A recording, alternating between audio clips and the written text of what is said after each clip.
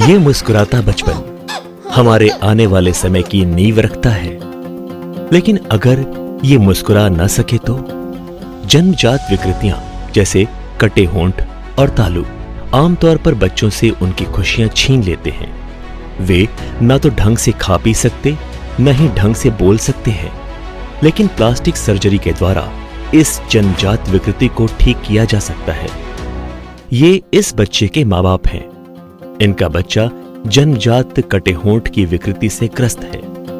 Plastic surgery से ये जन्मजात विकृति ठीक हो सकती है, लेकिन इसे लेकर इनके मन में कई सवाल हैं। ये आपके मन में भी हो सकता है। आइए देखें और जानें कि इनके सवालों का जवाब क्या मिला।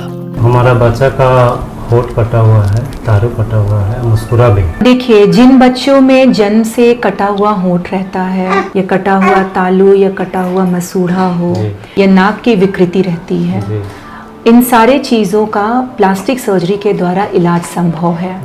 ज़्यादातर सरकारी संस्थान हो या प्राइवेट सेंटर्स हो, अगर वहाँ प्लास्टिक सर्जन है तो फिर ये इस ऑपरेशन की व्यवस्था रहती है। और हमारे संस्थान में भी ये सर्जरीज रेगुलर बेसिस पर होते हैं और हमारी टीम, प्लास्टिक सर्जरी की टीम ही ये सर्जरी करती है। सर, मेरा ही बच्चे कैसे क्यों हुआ था? सबसे पहले तो जान लें कि इसमें आपकी कोई गलती नहीं है। इसमें नाउम्मीद होने की कोई ज़रूरत नहीं है। होता क्या है कि बच्चे का जो चेहरा है वो प्रेगनेंसी के 6 और 10 हफ्ते में पूरा वो बनता है।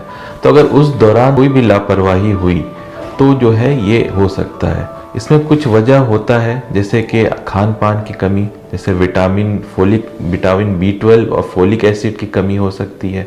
और भी वजह हो सकती है, जैसे कि प्रेगनेंसी के टाइम जो चेहरा बनता है, 6 से 10 हफ्ते में जो चेहरा बनता है, और इस टाइम में अगर आपने कोई भी लापरवाही की हो, जैसे कि कोई दवा ली हो बिना पूछे, या फिर शराब होता है या सिगरेट होता है, ये सब अगर आपने लिया हो तो ये सब जो है हो सकती है। तो इसमें बचाव का तरीका यही है कि सबसे पहले जो है आपको प्रेगनेंसी प्लान करना चाहिए। आप जब भी प्रेगनेंसी प्लान कर रहे हो या कम से कम 3 महीना पहले आप फोलिक एसिड लेना और विटामिन की गोलियां वो लेना शुरू कर दें। और बहुत सी ऐसी होती है जिसमें कोई भी वजह नहीं मिलती है होने की।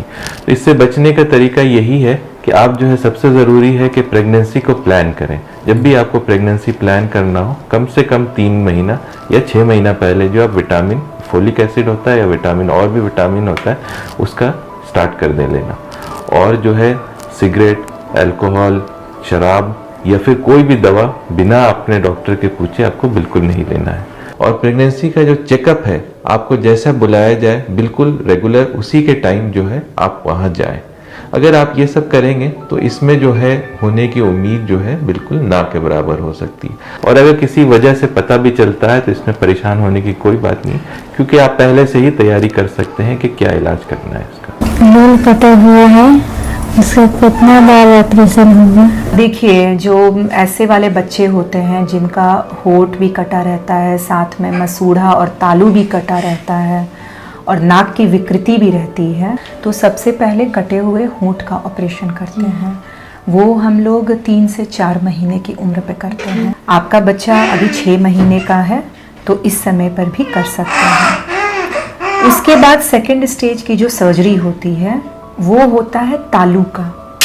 वो हम लोग 10 से 12 महीने की उम्र पर करते हैं, क्योंकि उसके बाद बच्चे की आवाज़ डेवलप करने लगती है। तो उससे पहले तालू जो कटा हुआ है उसका सर्जरी हो जाना चाहिए। थर्ड जो सर्जरी हम लोग करते हैं वो है कटे हुए मसूड़े का।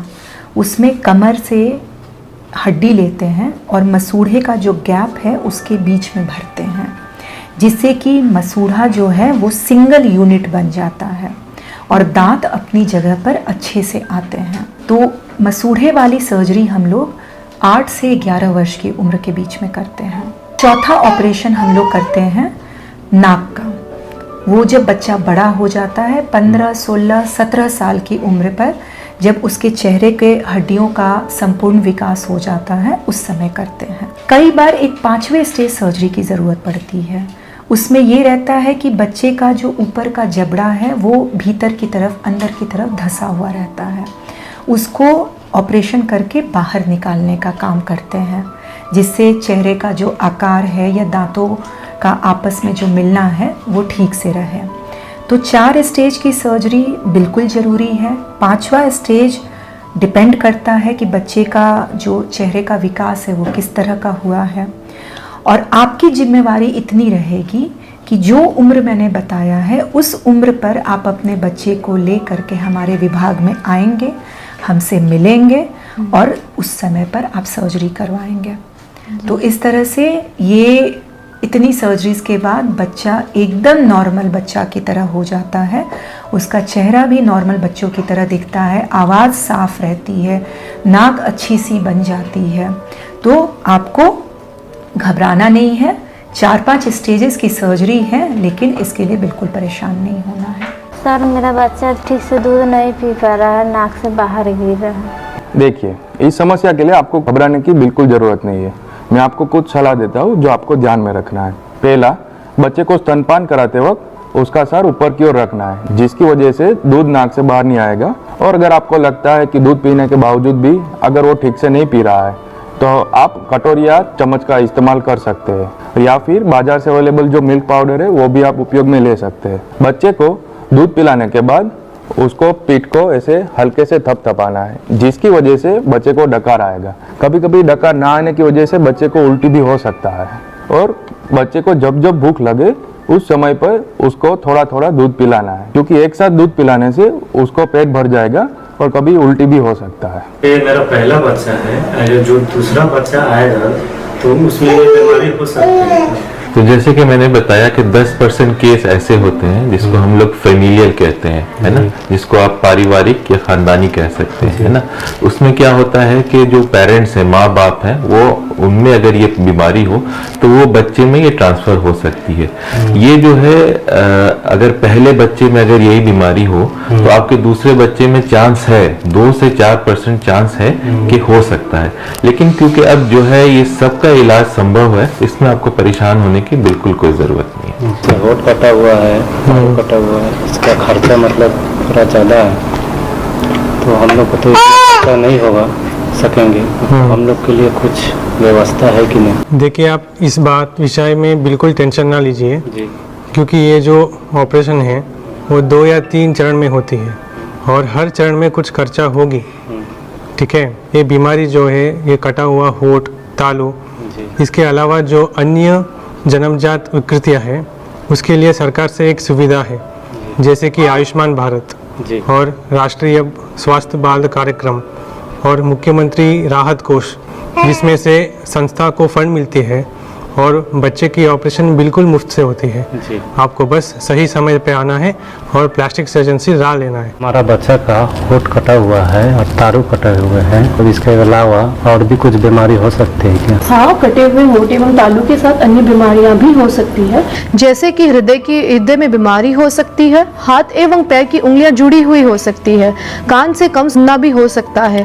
उसके अलावा मल मूत्र के मार्ग में भी विकृतियां हो सकती है, किडनी एवं माथे की विकृतियां भी हो सकती है। इन अंगों की बीमारियों की पुष्टि करने के लिए आपके बच्चे की कुछ जांचें की जाएंगी। कुछ जांचों में जैसे अल्ट्रासाउंड, इको इत्यादि, और उन सब की रिपोर्ट आने के बाद आपके बच्चे की स्क्रीनिंग की जाती है। इन सब की रिपोर्टें आने के बाद ही बच्चे को वो विकृति पर्टिकुलरली है कि नहीं, इसका कंफर्मेशन होगा। स्क्रीनिंग की जांच की रिपोर्ट आने के बाद कि वो विकृति है या नहीं है ही बच्चे का आगे सर्जरी प्लान होता है। होंठ कटे और तालू कटे बच्चों का सर्जरी आफ्टर स्क्रीनिंग होता है। सर मेरा बच्चा ठीक से बोल पाएगा कि नहीं? आप डॉक्टर्स पे बिल्कुल विश्वास रखें, इलाज पे बिल्कुल विश्वास रखें। आपका जब ये तालू का जो ऑपरेशन किया जाएगा 1 साल की उम्र में, तो क्या होता है उसके बाद हम लोग स्पीच थेरेपिस्ट के पास भेजते हैं। तो ये ज़रूरी है कि आप जो भी स्पीच थेरेपिस्ट जो भी एक्सरसाइज बताएं वो बिल्कुल आप कसरत से करें और बिल्कुल रेगुलर करें जितना बताएं।